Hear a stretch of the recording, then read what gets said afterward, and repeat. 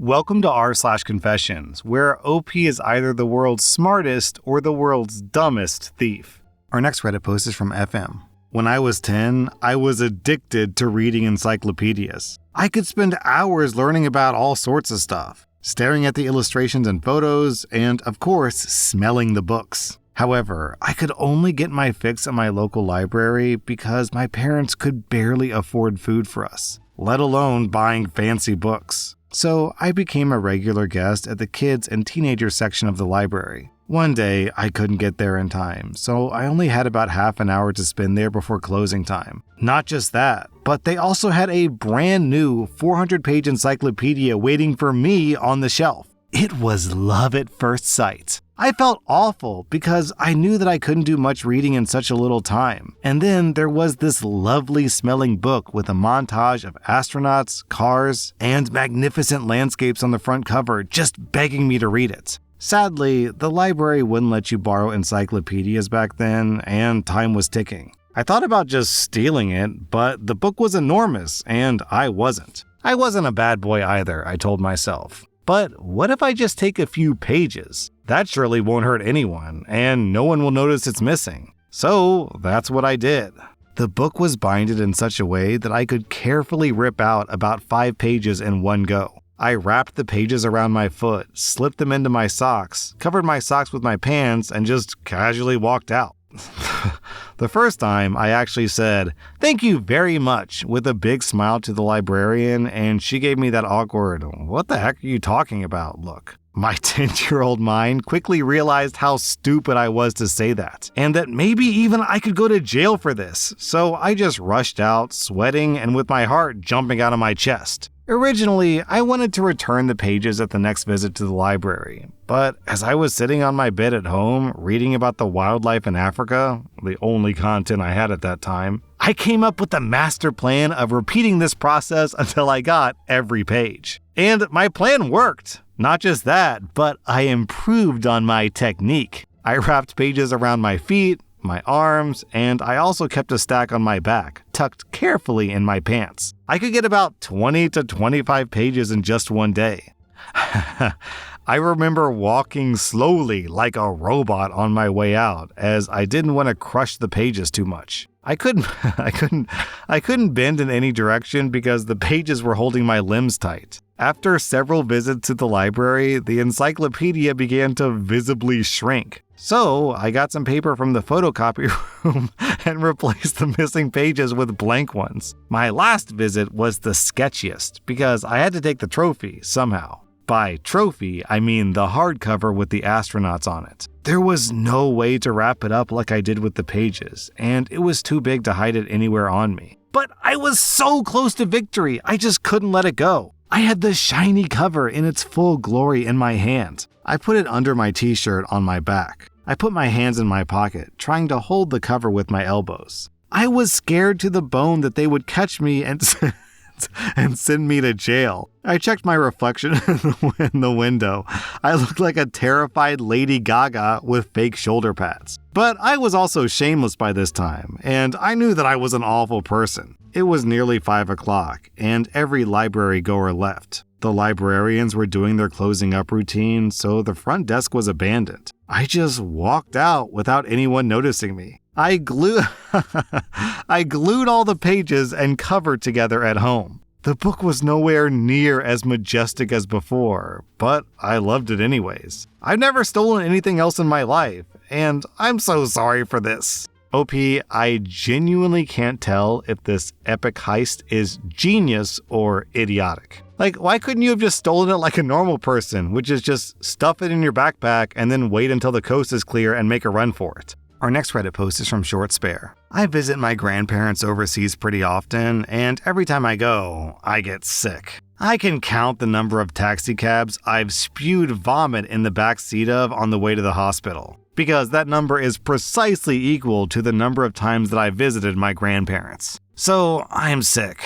and I wake up in the middle of the night extremely hungry, so I decide to go wake up my grandfather to ask him to help make me something to eat. I know, noble of me. It's at this point that I believe God attempted to send me a warning. A random memory resurfaces right as I'm about to open my grandpa's bedroom door. Last night, my grandmother randomly mentioned, with more than a note of excitement, that she was going to sleep in my grandfather's room. Well, okay, I was 12 and didn't think much of it. I was a stupid 12-year-old who didn't respect privacy, and I opened the door. This memory is scorched into my brain. My grandfather is on top of my grandmother, delivering the most insane front shots, missionary, to my poor grandmother, who a few hours ago was feeding me medicine. I'd never seen him move like that.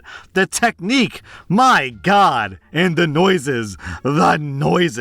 I was there for a good 5 seconds maybe before my grandpa realized I was there and promptly flipped off of my grandmother like nothing happened, saying something casual like, "Hey buddy, close the door, be there in a minute." So I closed the door. My memory of what came next is a bit fuzzy, but he basically made some food and warned me to knock on doors before I entered. I don't think he thought that I really saw anything, so I basically just acted like I saw nothing. I ate my food, shut my mouth, and tried to go back to sleep. My grandfather passed away a few years ago, and unfortunately, this is my most vivid memory of him. This was absolutely harrowing to witness at 12 then, but now I think it's kind of funny. I hope you're having a good time in the afterlife, Grandpa. Just hopefully not as good as you were having that night. Nobody needs to hear those noises, man. Anyway, I highly regret opening that door. I hereby vow and warn you all to always knock before entering doors,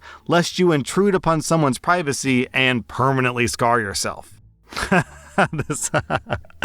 This post from Vegetable Switch down in the comments. I walked in on my parents 69ing when I was about 10. My mom spit my dad out and yelled at me to close the door. Then this story from Bradbo. I walked in on my parents at 9 years old. My mom's legs behind her head and my dad just destroying her. I started to cry and threw up. 45 years later, I still see it. Reliving this memory, I may have to start drinking again. Our next Reddit post is from North Evidence. I did a bad thing, and now I have to live with it. 12 years ago, when I was 18, I visited my cousin's home for vacation like I usually do every year. Next to this house, there was this woman who lived with her husband and 2 daughters. Just like always, we usually spent a lot of our time at her place playing cards and watching movies. She was so kind and beautiful. I loved her. She was also pretty cool around me. One day, while my cousins were out, I went to her house and found her alone doing chores. We talked, and she opened up about her life. She was actually venting to me, but my focus was on her body. Knowing that she was vulnerable at that moment, I started to flirt with her. Assuming that she wouldn't have any objection, I started to caress her back, and then, in no time, I hugged and kissed her. At first, she stood there surprised, but since I didn't stop, she kissed me back. Afterwards, we ended up doing it. The whole thing just happened in under 15 minutes. Yeah, I suck, and I'm 100% sure that I didn't satisfy her. I left and went to my cousin's house. The more I thought about what just happened, the more I panicked, fearing her husband would find out. The next day, she acted as if nothing had happened. So when I got the chance, I asked about it. And she said that it was a one-time thing, and I'm still a teenager, and I don't have to worry because she's not going to tell anyone, and she told me to do the same, which relieved me. I stayed there for 2 more weeks before returning home. Then I got busy with college and I lost touch with them. The last time I saw her was at her daughter's wedding. We talked a little, and then she got busy with other guests. 2 years later, I learned from my mother that she committed suicide. I called my cousin and talked about the details, and he told me that her husband was abusive to her mentally and physically, and that she had been struggling for years, and he had seen her crying and complaining about her life to my aunt. I was devastated, regretting that I'd only focused on my desires instead of her pain. I don't even know why she cooperated with my advances, maybe out of pity. I'm not sure, but thinking back about that day, I might have noticed some bruises under her dress. Everything's a blur now, and I'm worried that my brain is intentionally blocking the images. And the last time I met her at the wedding, she didn't look happy, but tired. I even stalked her daughter on Facebook to look through her old wedding photos to see if she looked happy. There were rumors that her husband was involved in her death, especially since he remarried just 3 months into her death. I should have noticed the signs. I've seen him being a sore loser and exhibit anger after losing a card game, even when there's nothing at stake. I've seen him fighting with his daughter because she had a boyfriend. I knew both of his daughters were terrified of him, but that's pretty much normalized in my country. One time, he and I got into a political argument. I rebutted all of his points, and he became so furious and serious that his wife had to intervene to protect me. But he was funny every other time and won't hesitate to spend money for food and other items when I'm around. I should have done something. I don't know what, but something that would have kept her alive. I've kept this secret for years, even from my present psychiatrist. I'm ashamed of myself and thought that this is better than to keep it hidden. You know, I kind of feel like this would be a decent plot to a movie where an 18-year-old boy has a brief affair with a married woman, and then he suspects the husband of killing the woman, so he investigates the husband to eventually avenge her murder. I'm not saying that OP should do that. I'm just saying he's in quite an interesting predicament here. Our next Reddit post is from On My Way Today. The year is 2011, and I'm in year 7, my first year in high school, and I got sent to a class where I literally knew only one person, and she and I never spoke. It's a few months into the year, and I'm sitting in math class, and this one girl who I just couldn't stand, and who also bullied me on and off, just kept interrupting for the stupidest things, and just generally kept getting on my nerves the whole lesson. Partway through the lesson, the teacher tells us to leave our things in the classroom so we could go to the computer lab, and I was the last to leave the classroom. Note that most kids hid their iPods under their pencil cases during class so they could get away with using it, and I knew for a fact that she left hers there. I don't know what possessed me to steal her iPod, but I did, and she never found out. But now I leave school and her iPods are still in my short pocket. Nobody knows what I've done. The girl thinks that one of the guys was screwing with her and doesn't suspect me at all. Now, the one defining feature of her iPod was the back was completely covered in small circular stickers. Hers had gotten so worn down that they had almost fused with the device. So I did what I could and scrubbed those stickers off until it looked brand new. I didn't use it at all, in fear of my mom seeing it and screaming at me for being a thief. So it just sat in my room, gathering dust, until about a month later, I overhear the annoying girl asking some people if they know anyone selling an iPod. 1 week later, and I made $150 by selling a girl her own iPod that I had just factory reset and scrubbed down.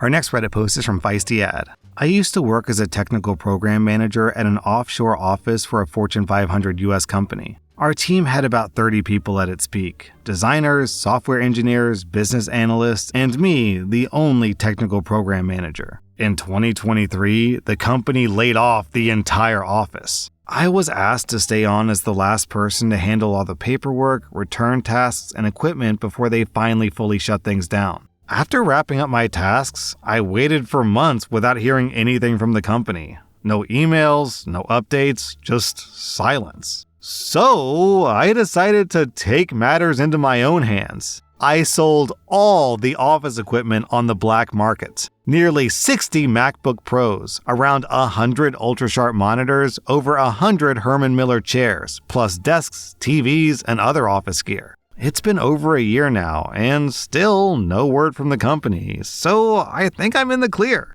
I checked OP's post history, and unfortunately he doesn't list how much he made, but I think you could probably reasonably sell, let me pull out a calculator.